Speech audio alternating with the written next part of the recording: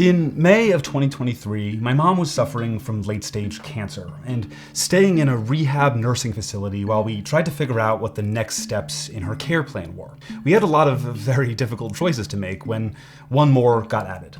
A billing administrator at the nursing facility approached me to let me know that my mom's Aetna Medicare Advantage plan wouldn't cover her stay anymore. Our only options were to bring her home. She could barely walk and was on an IV drip needing constant medical care, or to get rid of her Medicare Advantage plan and switch back to regular Medicare. The basic public plan would have paid for her continued stay. That didn't make sense to me.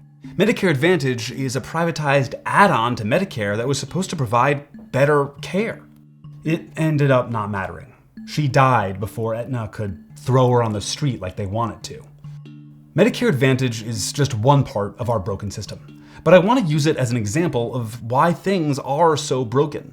You might think you already get it. The American healthcare system sucks and is far too expensive. But it's not just because it's not free. We're going to look at where all this money is actually going. How a surprisingly influential vinyl record drop from an unexpected artist helped get us here, and who we're now depending on to fix all of this. When you get old enough, 65, you're eligible for Medicare. Medicare has 4 parts, A, B, C, and D. All 4 parts make up about 10% of the federal budget. Medicare Part A is completely free. It's what you paid for in taxes for working all those years. It covers hospital visits. Medicare Part B is an optional add-on. It costs around $175 a month. It covers preventative care and necessary procedures. A and B are fully administered by the government, and the vast majority of their budget, that's taxpayer money and that monthly payment for Part B, are spent on actual care, 98.6%. The other 1.4% goes towards paying for the people who literally work for Medicare, processing paperwork and whatnot. Then there's Part C. Medicare Part C is also called Medicare Advantage. It's an alternative to traditional Medicare that replaces Part A and B with one plan. Medicare Advantage is not administered by the government. It's administered by everyone's favorite entity, private insurance companies, who get paid by the federal government and a monthly fee from the elderly person being insured. Medicare Advantage is heavily advertised, using all of the elderly's favorite celebrities. Hi, William Shatner here with an important message about your Medicare benefits. The ads use Medicare branding to convince seniors these plans are more connected to real Medicare than they are. Images of healthy, active seniors, and promises of lower out-of-pocket payments and more coverage.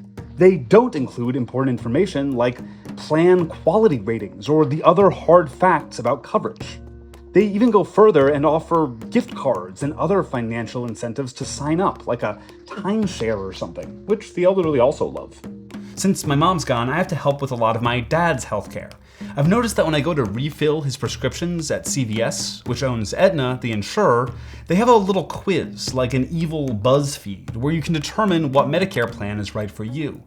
And it seems like no matter what I input, it always gives me an Aetna Medicare Advantage plan. That's the same one my mom had when she was denied comfort and dignity in her final days.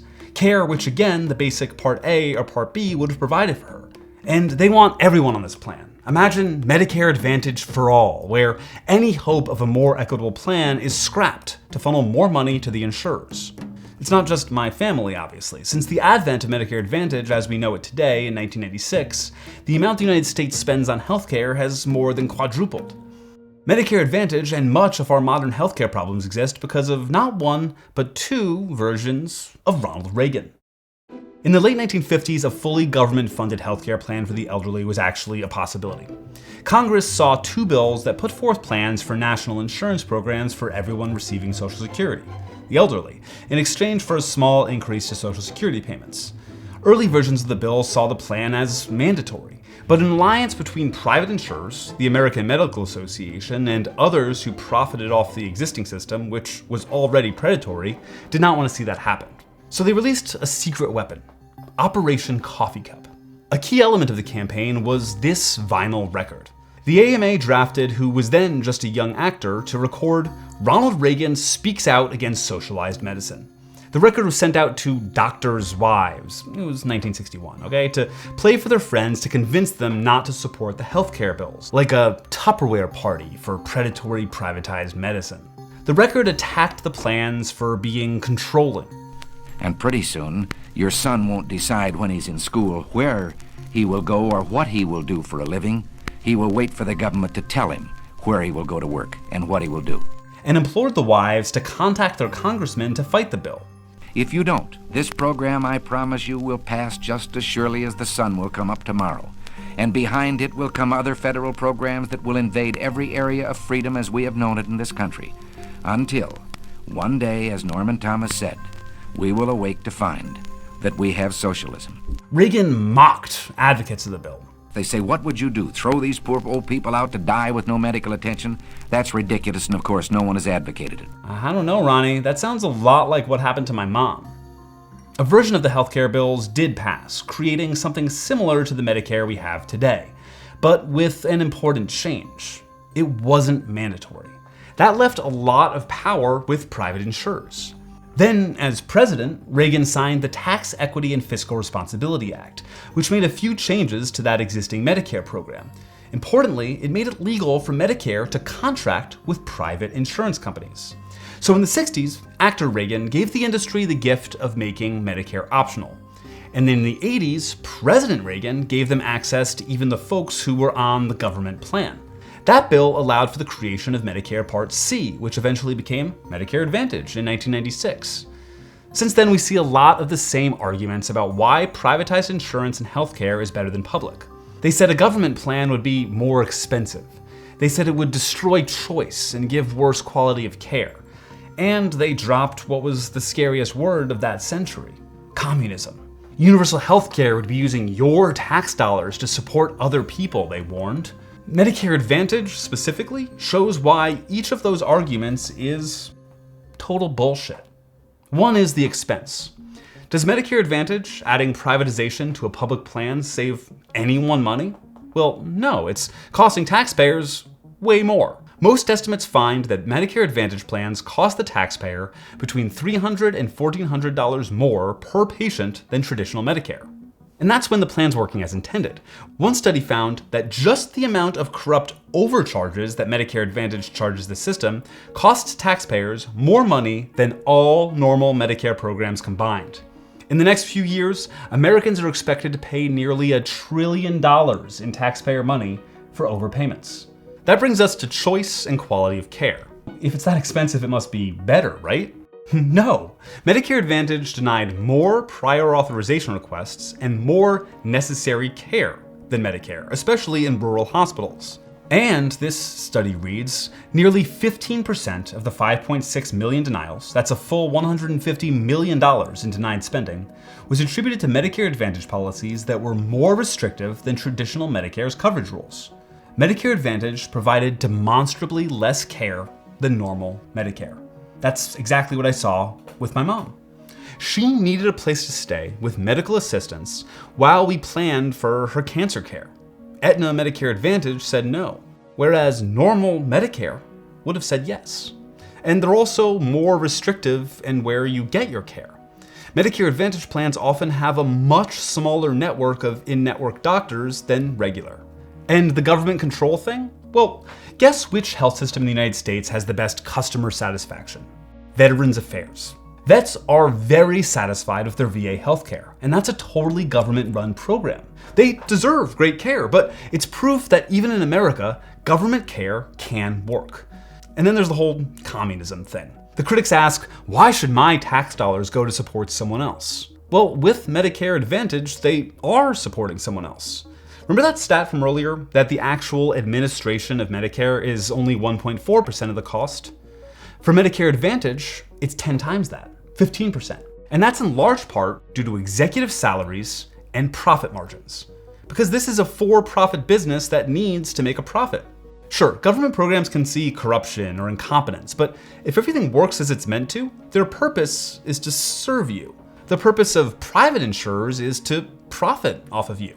That can come at the cost of providing you less care or overcharging you, either through premiums or tax dollars. Medicare Advantage isn't the only problem in our healthcare system, obviously, but the many failures of the program are emblematic of what a privatized system looks like compared to a public one. Costs aren't rising because of any technological or other miracle advances that are saving lives. Between 1999 and 2021, the average cost of a hospital stay in America increased 161.7%, far outpacing inflation, without any significant increase in life expectancy. And that's for all the same reasons Medicare Advantage is broken. For-profit companies have devised ways to skim more and more money off of the ill and the taxpayer. We have a new administration coming in, led by a man who is supposedly the master of negotiation. But as of now, regular Medicare can't negotiate with healthcare providers, while the for-profit version can. If President Trump really wants to help Americans and has the power of the art of the deal, shouldn't he be getting us deals where we, the people, pay less for our healthcare, both as patient and as taxpayer? And then there's Elon Musk's new Department of Government Efficiency that promises to cut trillions of dollars in government spending. Senator Rick Scott is one of the Congress members who's sitting on a new Senate caucus that's going to be advising DOGE, sorry, I can't say that with a straight face, on where to make trims. What sort of cuts would someone like Scott, whose company had to pay a $1.7 billion fine for defrauding Medicare and Medicaid, possibly recommend? And wouldn't the best way to save taxpayer money be to cut out the corporate profiteers transferring your money to their pockets? Contractor profits are the tax that we spend the most on and get the least out of. Replacing Medicare Advantage with a fully nationalized program for everyone, not just the elderly who opt in, would help with all of this. It would take negotiating power away from the healthcare companies as they'd only have one customer, and it would cut out the opportunities for corporate profit to siphon money away from taxpayers and people who need healthcare. But so far, it's not looking good. President Trump's pick for running Medicare, Dr. Mehmet Oz, has long been a proponent of Medicare Advantage for all, taking the popular language of real healthcare access advocates and using it to push for a fully for-profit system, with all of those problems I outlined above, enriching greedy insurers at the cost of everyone else. My mom wouldn't have survived even if Medicare Advantage were better. She was far too sick when she first went to the hospital. I don't blame her death on their greed. But seeing how easily they denied her care on the supposedly better plan when the normal government plan would have taken care of her made me very angry. And that's a rage that the incoming administration needs to take straight to the insurers, to the healthcare providers, and to all of the profiteers if they aim to keep the promises they made to all of us. Thank you so much for watching, and if you want to support more journalism like this, please don't forget to like and subscribe. And if there's another example of corporate greed or anything like that that you want us to take a look at, let us know in the comments.